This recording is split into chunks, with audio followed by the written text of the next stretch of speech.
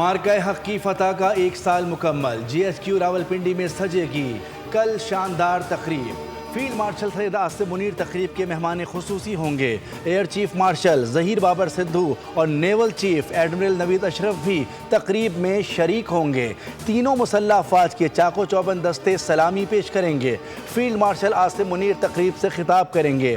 یوم مارکہ حق اس بات کی تجدید ہے کہ دشمن کی کسی بھی جارحیت کا سخت جواب ملے گا۔ یہ دن اس بات کا پیغام ہے کہ پاکستان دشمن کی کسی بھی مہم جوئی یا جارحیت کا جواب انتہائی سخت اور منہ توڑ طریقے سے دینے کی صلاحیت رکھتا ہے۔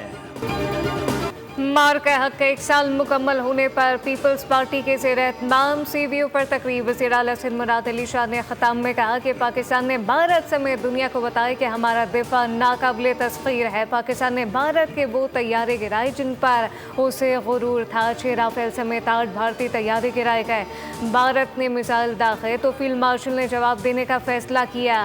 بھارت کو چند گھنٹوں میں دھول چٹا دی۔ گورنر ہاؤس میں بھی مارکہ حق کا جشن۔ گورنر سندھ نہال ہاشمی نے خطاب میں کہا کہ آج پاکستان کو بھارت پر ہر محاذ پر برتری حاصل ہے۔ کسی بھی جارحیت کا بھرپور جواب دیا جائے گا۔ خراج تحسین پیش کرتا ہوں پاک فوج کو، اس کی عظیم قیادت کو میں خراج تحسین پیش کرتا ہوں کہ جنہوں نے ایک عظیم فتح دلائی۔ الحمدللہ ہمیں پوری دنیا میں عزت ملی اور آج پاکستان تیسری عالمی جنگ میں ثالث کا کردار ادا کر رہا ہے۔ بنیان المرصوص پھر ایک بنیان المرصوص ہوگا اور ہندوستان کا تختہ نشان مٹایا جائے گا۔ مارکہ حق میں تاریخی فتح، پاک فوج سے اظہار یکجہتی کے لیے ریلیاں۔ آزاد کشمیر سے لے کر اسلام آباد، کراچی سے لے کے بلوچستان تک، شہر شہر گلی گلی پاک افواج کی پذیرائی اور پاکستان سے پیار کا اظہار۔ مارکہ حق کی پہلی سالگرہ پر شہری خوشی سے سرشار دکھائی دیے۔ بزرگ، بچے، طالب علم پیش دکھائی دیے۔ شرکا نے اس دن کو یوم فتح، یوم تشکر قرار دیا۔ فضا پاکستان زندہ باد اور پاک فوج زندہ باد کے نعروں سے گونجتی رہی۔ شرکا نے کہا دشمن جب پاکستان کا عزم آزمائے گا تب منہ کی کھائے گا۔ پاکستان کی کوششوں سے field marshal general Asim Munir صاحب اور ان کی پوری ٹیم کے ساتھ سے افواج پاکستان نے، پاکستان بحریہ نے، پاکستان فضائیہ نے اور موجودہ حکومت نے مل کر عوام کی دعاؤں کے ساتھ، عوام کے خدا کے پرچم کے سائے تلے جس طرح پوری قوم متحد ہوئی ہے، اس وقت یہ اتحاد پاکستان کا نصیب بن چکا ہے۔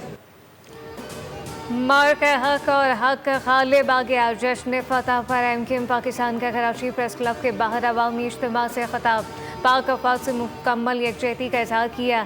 کنوینر خالد مقبول صدیقی نے خطاب میں کہا کہ بھارت کو بتا رہے ہیں کہ اگر تمہاری کراچی پر نظر ہے تو کراچی کی تم پر نظر ہے۔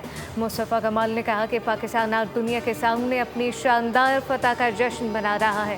فاروق ستار نے کہا کہ D G I S P R Ahmad Sharif نے واضح کر دیا کراچی پر حماقت کی تو جان دینے کے لیے کراچی کے نوجوان ہی کافی ہیں۔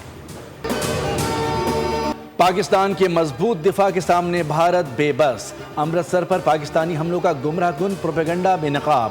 پہلگام فالس فلیگ کی آڑ میں آپریشن سندور کے دوران بھارتی میڈیا نے نام نہاد دفاعی برتری دکھا کر عوام کو گمراہ کیا۔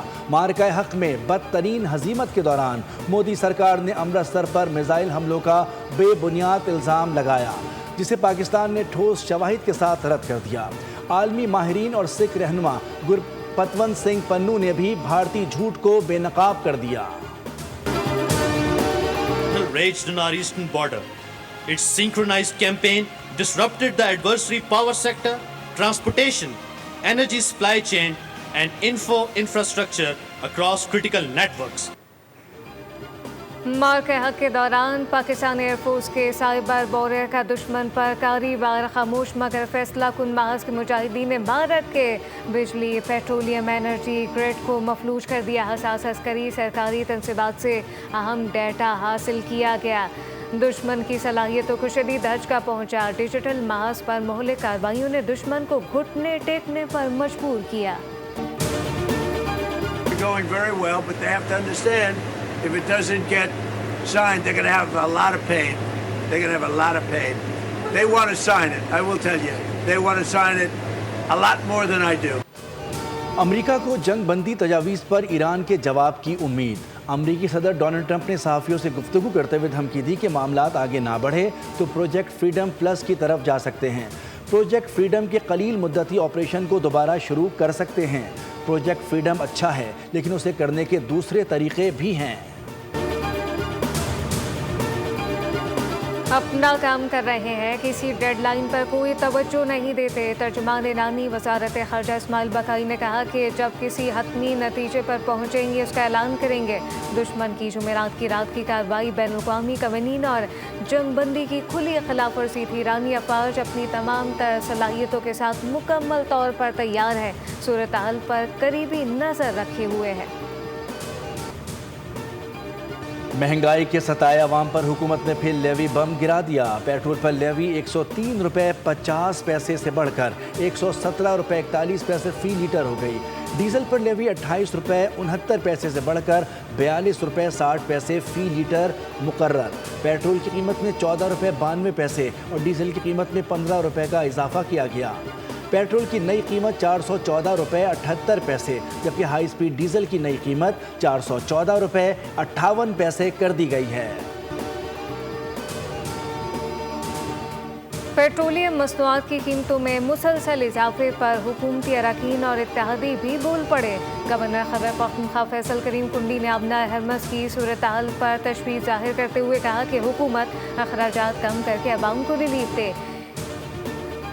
ایک طرح CNG بند ہے تو مقامی گیس بھی عوام کو نہیں مل رہی۔ خواجہ سعد رفیق بھی حکومت پر برس پڑے۔ ٹویٹ میں کہا کہ پیٹرول ڈیزل کی بڑھتی قیمتوں نے عوام کی چیخیں نکلوا دی۔ ٹیکس بڑھانے کے بجائے ٹیکس چوری اور کرپشن کا خاتمہ کیا جائے۔